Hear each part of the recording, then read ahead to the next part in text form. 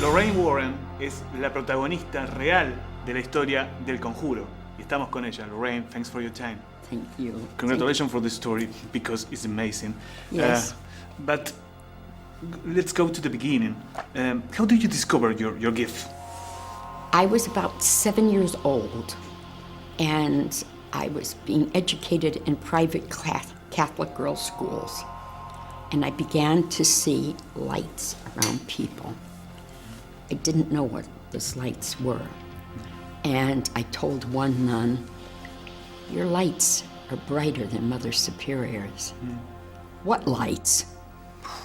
"Oh, private Catholic schools." And so I had to go for penance, go in and pray. And so I didn't realize what I was seeing. And what I was seeing was auras, the auras of people. Now, the auras of people depict who you really are, not what you project, but who you really are. You're good. You are good right now, I'm telling you. And I see that around people. Sometimes I see it around pets. It's beautiful. It's really, absolutely beautiful.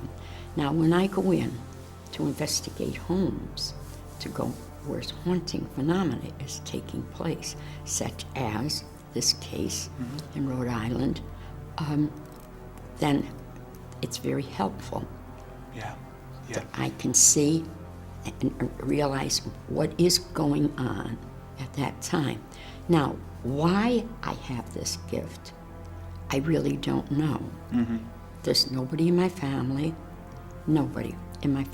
at all that understood. And it was hard for me. It was very, very difficult. There was difficult living with this gift. Yes, because nobody understood what I was talking about. What lights? Yeah. What lights? I don't see lights around anybody, And so I sometimes had to keep it to myself, Yeah. And then I married my husband. I married Ed, a very dear man, the only guy I ever dated. And I met him, and he didn't understand me. So I had to keep that to myself for a very long time. I'll tell you, the best thing I really ever did was to go out west and with Dr. Thelma Moss and Dr. Johnson.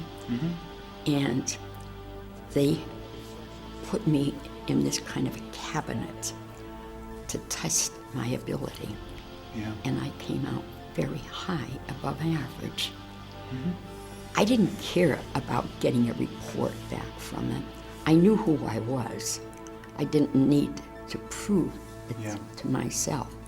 But then I gained more confidence, like going in and investigating homes and the haunting phenomena that was going on and why it was going on.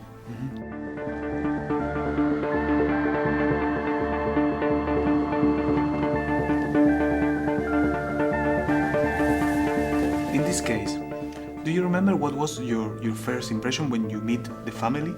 It was terrible. It was very upsetting to me because these 6 little kids and the mother and the father had his job was in New York City, and these family is in Rhode Island, and it was very.